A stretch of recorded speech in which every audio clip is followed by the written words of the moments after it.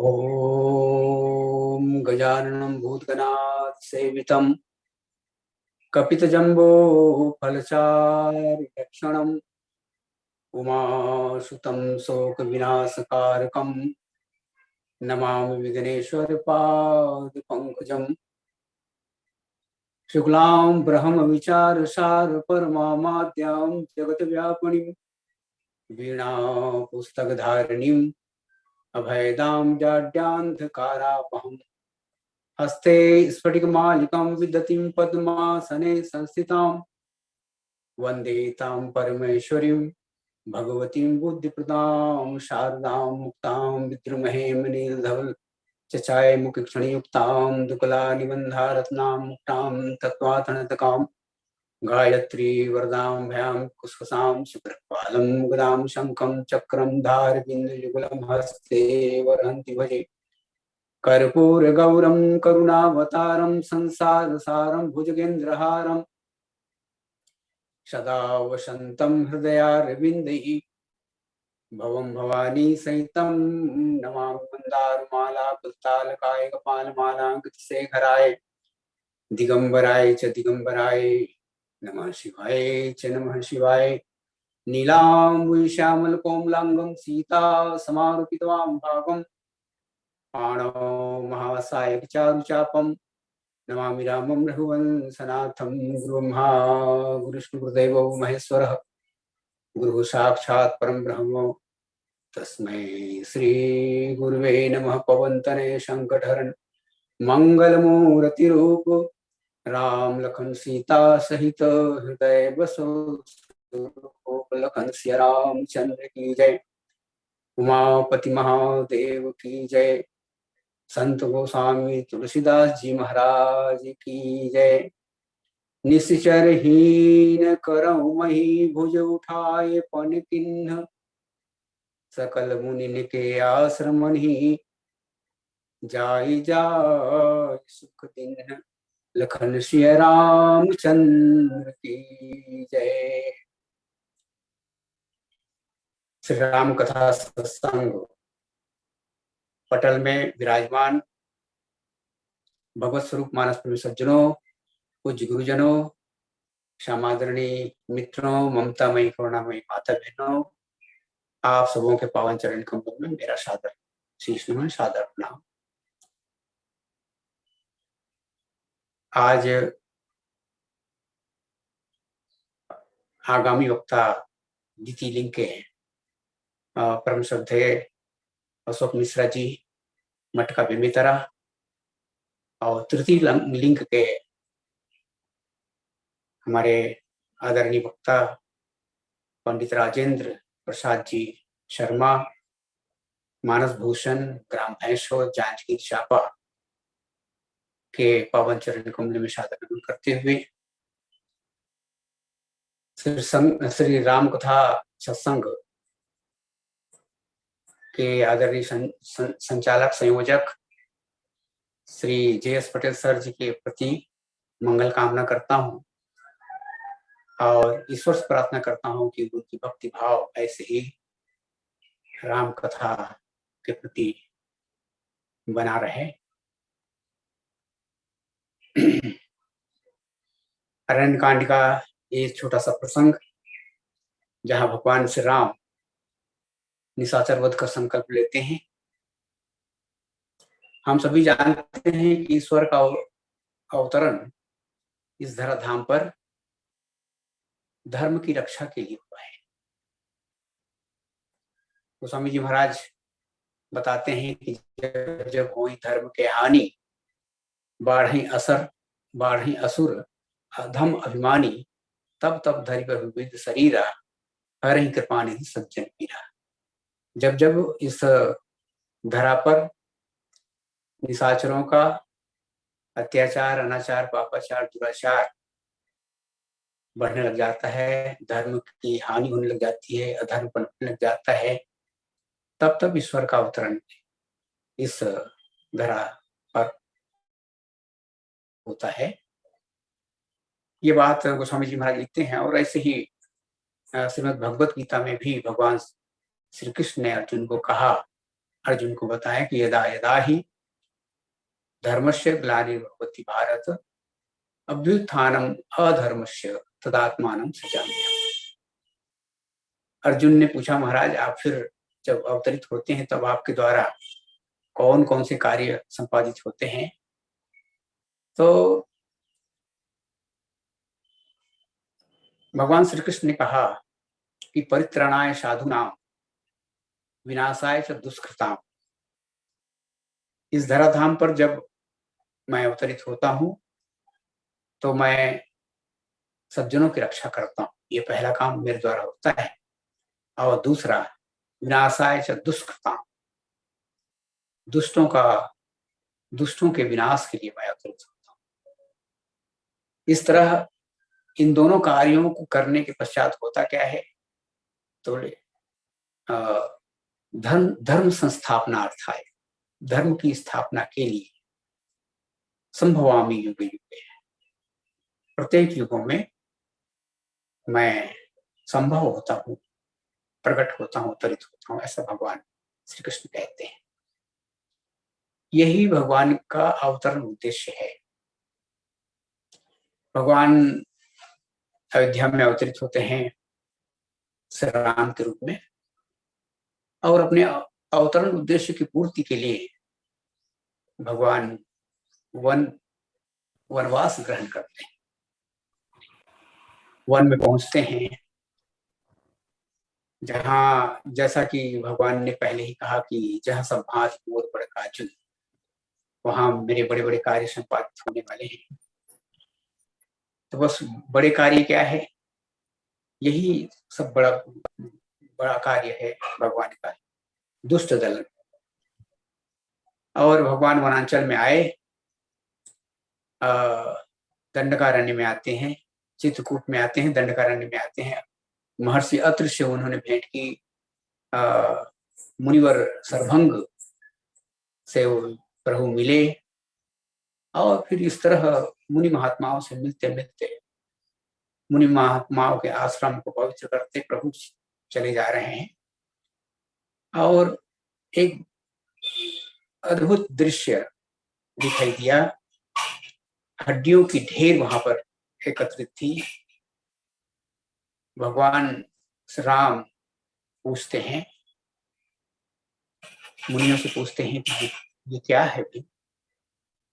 इतनी सारी हड्डियां यहाँ एकत्रित क्यों हैं? और तब मुनियों ने बताया, महाराज आप सब कुछ जानते हैं। अस्त समूह देख रघुराया, पूछी मुनन लाग अतिदाया। मुनियों ने कहा, महाराज आप तो सब कुछ जानते हैं, जानत हो पूछी कस स्वामी सब दर्शी तुम अंतर्यामी। आप तो अंतर्यामी हैं और सभी कुछ जानते हैं। भगवान क्या बताएं, निश्चय कर सकल मुनि खाए। वन में रहने वाले मुनि महात्माओं को निशाचरों ने खाया है, उसी का ये अवशेष है हड्डियों के रूप में। बस इतना ही सुनना था कि भगवान की आंखें भर जाती हैं। तो स्वामी जी महाराज लिखते हैं, सुन रघुवीर नयन जल छाए। भगवान की आंखों से गंगा यमुना की धारा बह जाती है, अश्रुपात होने लगता है, और भगवान तुरंत संकल्प लेते हैं, निश्चरहीन करो वहीं भुज उठाए, भुजाओं को उठा करके संकल्प लेते हैं भगवान, और अपने संकल्प के अनुसार सकल मुनि के आश्रम जाए जाए, अपने संकल्प के अनुसार राक्षसों का वध करते हैं, मुनियों के आश्रम में जा जा करके मुनि महात्माओं को सुख प्रदान करते हैं। इसी दोहे पर केंद्रित होकर कुछ चर्चा आपके समक्ष करनी है। हम सर्वप्रथम ये देखेंगे कि ये जो निशाचर हैं वे मुनि महात्माओं के विरोधी क्यों हैं। तो एक दो बातें ऐसी कही जा सकती है कि जितने भी मुनि महात्मा हैं वे सब सात्विक जीवन जीने वाले हैं, और राक्षसों का जीवन, निशाचरों का जीवन कैसा है? भोगवादी जीवन है। एक तरफ अध्यात्मवाद है और दूसरी ओर भोगवाद। एक तरफ आत्म संयम है और दूसरी ओर उच्च श्रृंखलता है। एक तरफ उपासना है तो दूसरी ओर वासना है, अनियंत्रित वासना। तो महात्मा जो सात्विक जीवन जीते हैं और सात्विक जीवन जी समाज को प्रेरणा देते हैं, सबको यही यही प्रेरणा देते हैं कि सब लोग सात्विक जीवन जिए, नियम संयम से रहें, अनुशासित रहें। और ये बातें राक्षसों को प्रिय नहीं है, उनका जीवन भोगवादी है, और इसीलिए वे मुनि महात्मा को अपने शत्रु मानते हैं। एक बात तो ये हो गई। दूसरी बात क्या? दूसरी बात ये है कि महात्माओं में, साधुओं में, संतों में, मुनियों में अपनी तपस्या की, साधना की अपूर्व शक्ति है, और जिससे वे दुष्टों को श्राप देते हैं और संतों को अपना आशीर्वाद देते हैं, वरदान देते हैं। वरदान और श्राप की क्षमता मुनियों में थी, और ये दुष्ट राक्षस उत्पाती थे, विघ्न करते थे, मुनियों को सताते थे, यज्ञ आदि विध्वंस कर देते थे, और तब मुनिगण उन्हें श्राप देते थे। बस उनका उत्पात और मुनियों द्वारा श्राप। क्रोध कहते हैं, क्रोध से क्रोध बढ़ता है, क्रिया की प्रतिक्रिया होती है। तो बस ऐसे ही मुनियों को वे राक्षस अपना शत्रु मान बैठे, और इसलिए वे खाते हैं मुनियों। तीसरी बात क्या है? तीसरी बात ये है कि हम देखें अपने पुराण को, तो अधिकांश राक्षसों को मुनि महात्माओं ने ही बनाया है। माने राक्षसों के सृजता हैं मुनि महात्मा। बात तो बड़ी अटपटी लगती है कि राक्षसों कैसे मुनि महात्मा ने बनाया है भाई। तो एक दो बातें, एक दो संदर्भ हम लोग देखें। जैसे जय विजय, जय विजय रावण कुंभकर्ण, हिरण्यकश्यप हिरण्याक्ष बने, रावण कुंभकर्ण बने, और वही शिशुपाल और दंतवक्र बने। तो इनके निर्माता कौन है? इनको किसने बनाया? तो सनकादि ऋषियों को वैकुंठ जाने से जय विजय ने मना किया, और जैसे ही मना किया ये जो महात्मा है वे कुपित हो गए और श्राप दिया। द्वारपाल हरि के प्रीतो, गोस्वामी जी महाराज कथा लिखते हैं, द्वारपाल हरि के प्रीतो जय और विजय जान सबको, विप्र श्राप थे दोनों भाई, तामस असुर देह तीन पाई, कनक कशिप और हाटक लोचन, जगत विदित सुरपति मद मोचन, भय निशाचर जायती महावीर बलवान, कुंभकर्ण रावण सुपट सुर विजय जग जान। इस तरह जय विजय को राक्षस बनने के लिए कौन प्रेरित किए? तो हम स्पष्ट कह सकते हैं कि मुनियों के द्वारा ही, महात्माओं के द्वारा जय विजय राक्षस बने। इसी तरह देवर्षि नारद ने रुद्रगणों को श्राप दिया, हो निशाचर जाओ। कपटी पापी दो दो रुद्रगण थे जो देवर्षि नारद के साथ ठिठोली कर रहे थे, तो उनका उपहास कर रहे थे और उन्होंने साफ दिया, देवर्षि नारद ने साफ दिया, हो निशाचर तुम कपटी पापी दो, हंसे हो हम सो ले फल, बहुर हंसे मुनि को। तुम लोगों ने मेरा उपहास किया, इसलिए जाओ तुम लोग राक्षस हो जाओ, निशाचर हो जाओ। प्रताप भानु को ब्राह्मणों ने साप दिया, बोले विप्र सकोप तब नहीं कछुकिन विचार, जाय निशाचर हो निप मूढ़ सहित परिवार, परिवार सहित तुम राक्षस हो। ब्राह्मणों ने साप दिया। और प्रतिक्रिया स्वरूप क्या हुआ, जब वे राक्षस हुए रावण के रूप में, रावण कुंभकर्ण के रूप में, तो ब्राह्मणों को ही ज्यादा सताया। यही यही देश धेनु देश पावई, नगर गांवपुर आग लगा। तो इस तरह हम देखते हैं कि मुनियों ने ही इन राक्षसों को बनाया, इनका सृजन किया। इसलिए राक्षस जो हैं, ये जो निशाचर है, मुनि विरोधी है। तो पहला कारण तो ये हुआ कि ये जो राक्षस वो भोगवादी है और मुनियों का जो जीवन है संयमित है, सात्विक है, आध्यात्मिक है। और अध्यात्म और भोगवाद का तो सदैव से ही संघर्ष चलता रहा है, त्याग और भोग का। तो इस तरह ये एक दूसरे के विरोधी है। साप देने और वरदान देने की क्षमता है मुनियों में, इसलिए राक्षस कुपित हैं, क्योंकि राक्षसों को उनकी उदंडता का श्राप मुनियों द्वारा मिलता है। और तीसरी बात यह है कि मुनियों ने ही राक्षसों का सृजन किया, इसलिए ये राक्षस जो है मुनियों के विरोधी है और इसीलिए मुनियों को भी समाप्त करना,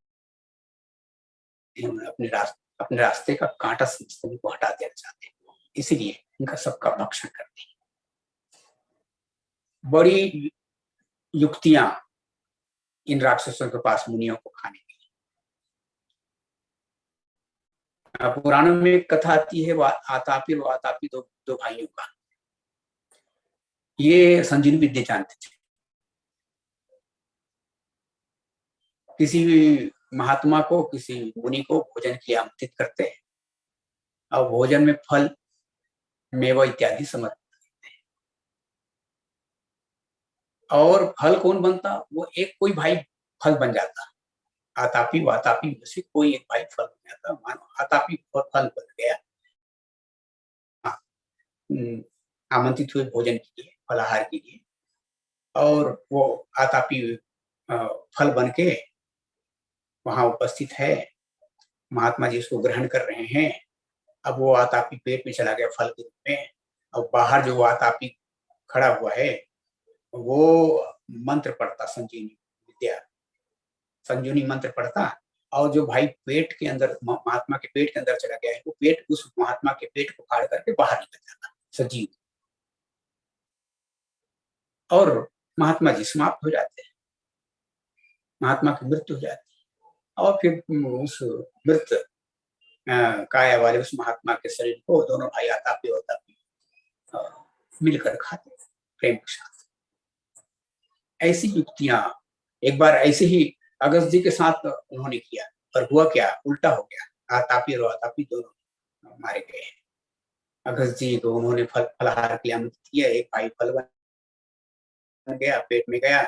अगस्त जी को तो मालूम है, महर्षि अगस्त तुरंत मंत्र उच्चारण करके उसको वही पेट में ही भस्म कर देते हैं, और बाहर जो वातापी उपस्थित था उसको अभिमंत्रित जल से समाप्त कर देते हैं। ये मन रूपी दंडकारण्य के ये दो राक्षस हैं, राग और द्वेष।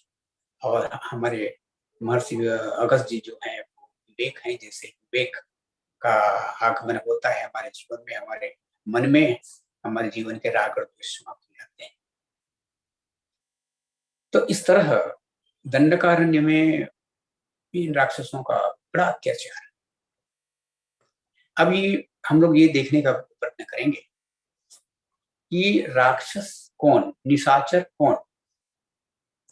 रामचरितमानस में निशाचर की परिभाषा दी गई है। परिभाषा छोटी जरूर है पर बहुत सारगर्भित है। क्या परिभाषा है? गोस्वामी जी महाराज बालकांड में लिखते हैं, बाढ़े बहुखल चोर जुआरा, जे लंपट पर धन पर दारा, मान ही मात पिता नहीं देवा, साधु सो करवा वही सेवा, अब जिनके यह आचरण भवानी, तिन समझो निश्चर सम प्राणी।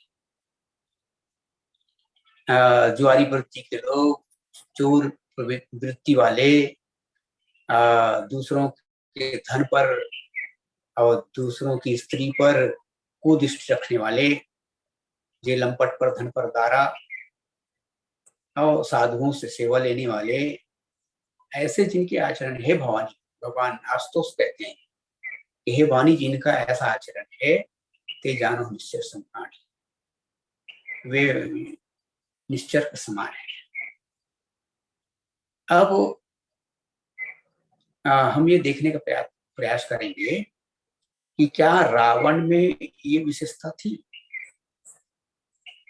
हाँ, ये सारी विशेषताएं जो गोस्वामी जी महाराज गिना रहे हैं, वो चोर की तरह था। चोर तो इतना चोर तो कम से कम अपने घर को छोड़ देता है, पर वो ऐसा चोर था कि अपने घर में चोरी की उसने। एक बार कुबेर पर धावा और पुष्पक जान जीत ले आवा। इसके उसके लोभ की पराकाष्ठा, वो कुबेर पर आक्रमण किया और पुष्पक मान जीत लिया है। तो और जुआरी वृत्ति, उसकी जुआरी वृत्ति की कलई तो अंगद जी ने खोल दी। अंगद जी अपने पद का आरोपण करते हुए सभा में कह देते हैं कि जो मम चरण सकत सट्टारी, फिर ही राम सीता में, आज मैं सीता को हाथ जाऊंगा, राम जी वापस चले जाएंगे यदि कोई मेरा पैर उठा दे तो। योद्धा प्रयास करते हैं, अंत में रावण भी आता है और तब बड़ी चतुराई के साथ अंगद जी कहते हैं मम पद गहे न तो बारह, गहे से राम चरण सठ जाइए। अरे तो मूर्ख है, बंदर के चरणों में क्यों गिरता है? गिरना है तो भगवान के चरणों में क्यों नहीं गिरता? फिर ही राम सीता मैं हारी, मैं हार जाऊंगा सीता। रावण कह सकता था सीता तो मेरे पास है, तो किसको हारेगा? पर जुआरी है ना।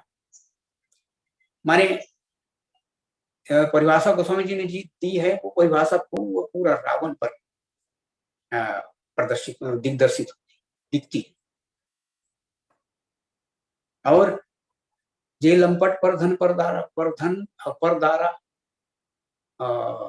विश्व की जितनी सुंदरियां, देव जक्ष गंधर्व नर किन्नर नाग कुमारी, जीत परी निज बाहुबल, बहुत सुंदर वर नारी, श्रेष्ठ सुंदरी बाप।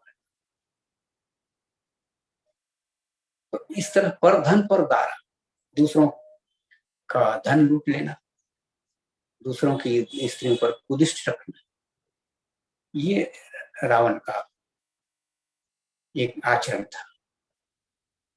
भगवान राम निशाचर जाति के विरोधी नहीं थे। उन्होंने निशाचरत्व को जाति में नहीं देखा। विभीषण की उन्होंने रक्षा की, जबकि विभीषण साफ साफ शब्दों में कहता है कि ना दशान कर में प्राता। वो जब आया तो खुले शब्दों में कहा महाराज मैं निश्चर वंश जन्म स्रोताता, मैं निश्चर वंशी। परंतु भगवान जैसे संकल्प कर चुके हैं निश्चरहीन करो नहीं, चाहते तो विभीषण जी को दंड दे सकते थे, पर नहीं। सुग्रीव ने कहा भी कि महाराज काम रूप के ही कारण आओ, बांधी मुंह। मैं तो ऐसा कहूंगा महाराज कि इसको बांध के रखना चाहिए, बांध लेना चाहिए। और भगवान राम ने कहा कि सखा तुम्हारी जो बात है सखा, नीक तुम नीक विचारी, पर मम पन शरणागत भयारी, ये शरणागत के भय को दूर करना मेरा संकल्प है। मैंने ऐसा भी संकल्प लिया है। तो विभीषण जी के आचरण में साधुत्व, निशाचर तो नहीं था, साधुत्व था। और इसलिए जितने साधुत्व श्रेणी में आने वाले निशाचर थे, जिनके आचरण में निशाचर तो नहीं था, वे अंत में बच भी गए, भले वे निशाचर जाति में, निशाचर वंश में वे क्यों न जन्मे। अब एक बात और, भगवान राम रावण वध के पूर्व बाली का वध कर देते।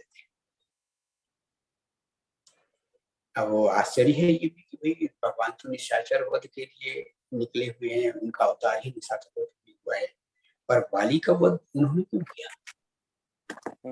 तो क्या बाली के जीवन में निशाचर तो आ गया था? यदि इस परिभाषा के आधार पर स्वामी जी ने जो निशाचर की परिभाषा दी है, इस परिभाषा के आधार पर यदि हम लोग विचार करें, बाढ़े बहु चोर ज्वाला जे लंपट पर धन पर दारा, जे लंपट पर धन पर दारा, इस सीमा में, इस परिभाषा की सीमा में बाली भी आ जाता है। भगवान राम बाली को एक बाण से धराशायी कर देते हैं। बाली भगवान से कई तरह के प्रश्न करता है, कहता है कि प्रभु मैं बैरी, मैं कब से आपका बैरी हूं, और सुग्रीव प्यारा, और सुग्रीव कब से आपका स्नेही है। मैं बैरी सुग्रीव प्यारा, कारण कवन अवगुण कवन नाथ हुई मारा। ये प्रश्न था बाली का। धर्म है तो उतरे गोसाई मारे मुंह व्याध की नहीं, आपका तो जन्म धर्म की रक्षा के लिए हुआ है। ऐसा कहकर के बाली फंस गया। भगवान ने पूछा, अच्छा आप ये तो मानते हो ना कि मेरा जन्म धर्म की रक्षा के लिए हुआ है, अब यदि कोई अधार्मिक कृत्य करे तब उसको दंड मिलना चाहिए कि नहीं? तो बाली ने कहा अवश्य मिलना चाहिए। तो भगवान राम ने कहा कि तुमने अधार्मिक कृत्य किया है। तो मैंने क्या किया है? तब बाली को भगवान राम बताते हैं कि अनुज बधु भगनी सुतनाई, तुमने अपने, यह सुग्रीव ने बताया भगवान।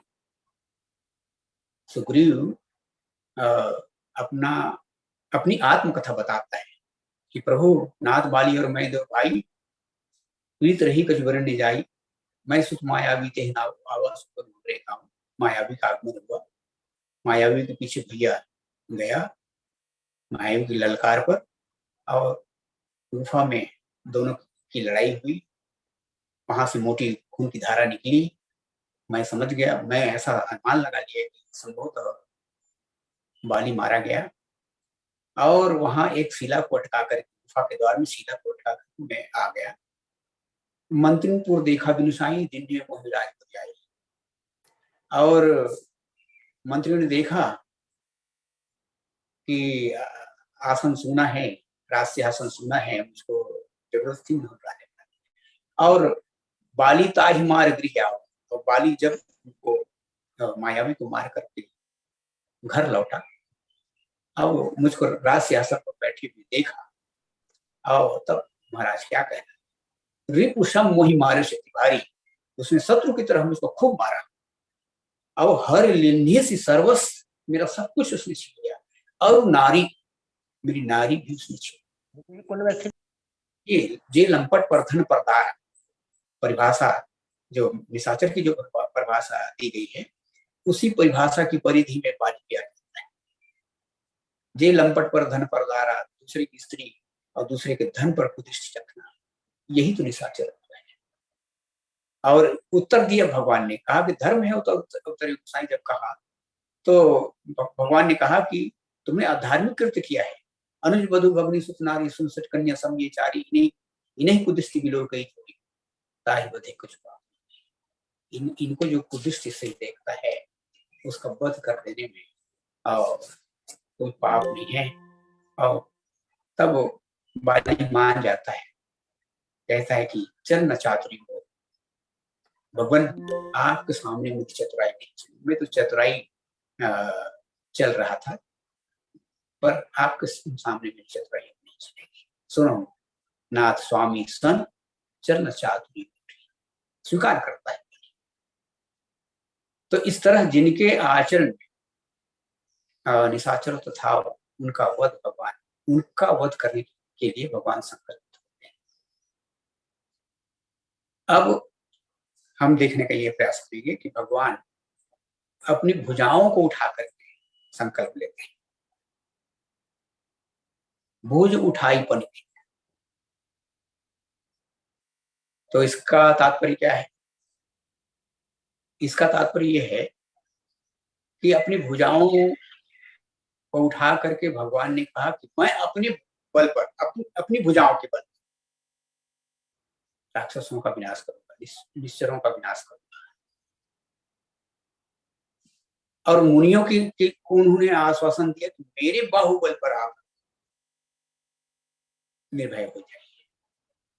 उनकी निर्भयता के लिए, महात्माओं की निर्भयता के लिए आप लोगों को घबराने की आवश्यकता नहीं है।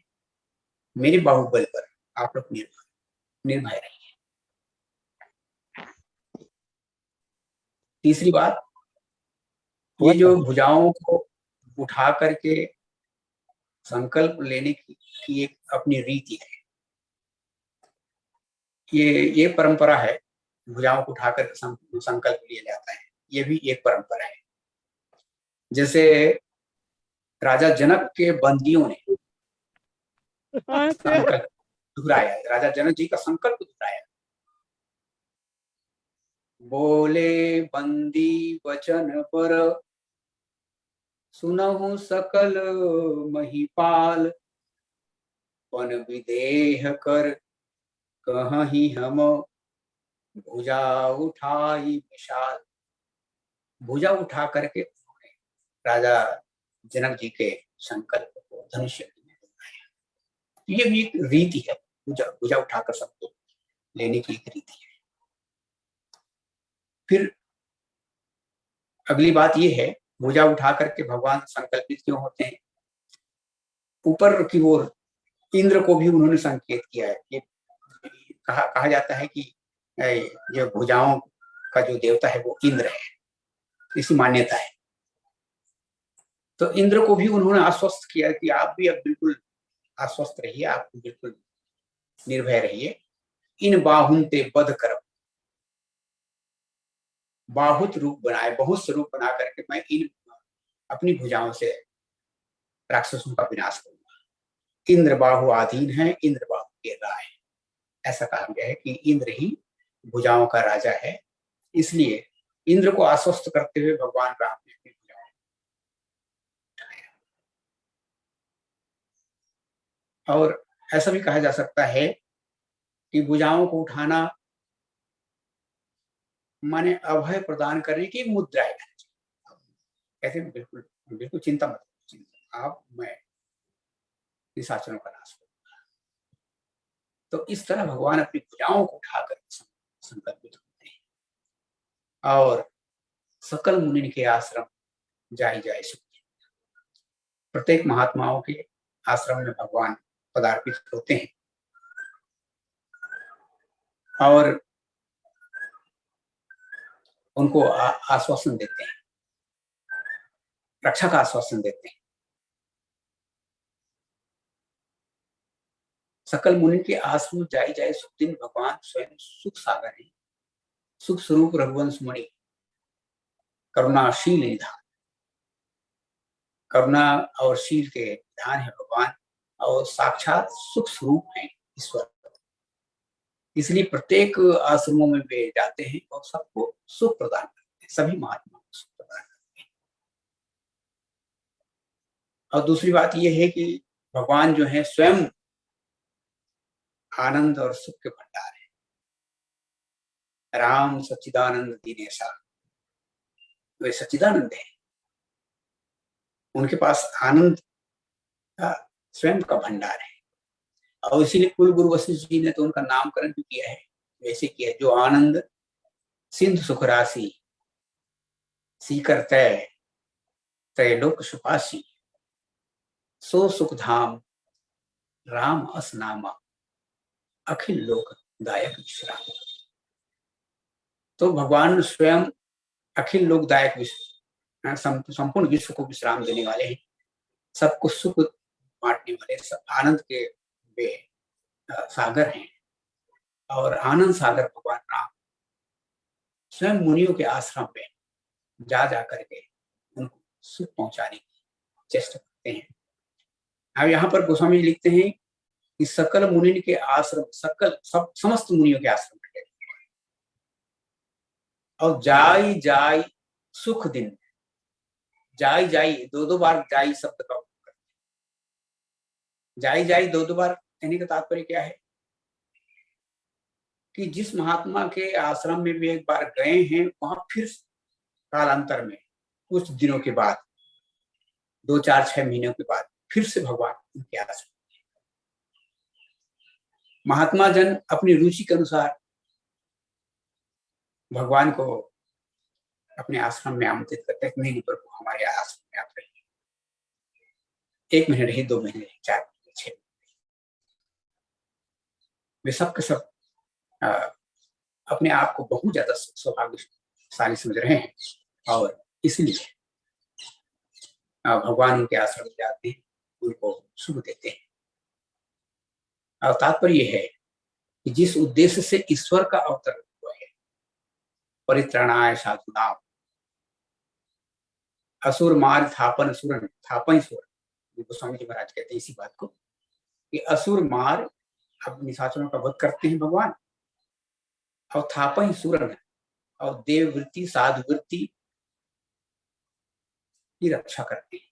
असुर मार थापन सुरन राख निज सुत से, और अपने वेद की जो मर्यादा है उसका प्रभु पालन करते हैं। असुर मार थापन सुरन राख निज सुत से, जग विस्तार है विसर्जस राम जन्म करे। यही भगवान राम के अवतरण का उद्देश्य है, उनके जन्म का एक उद्देश्य है। और भगवान अपने उद्देश्य की पूर्ति के लिए यहाँ पर निशाचर वध का संकल्प लेते हैं। इन्हीं शब्दों के साथ मैं विराम लेता हूँ। आगे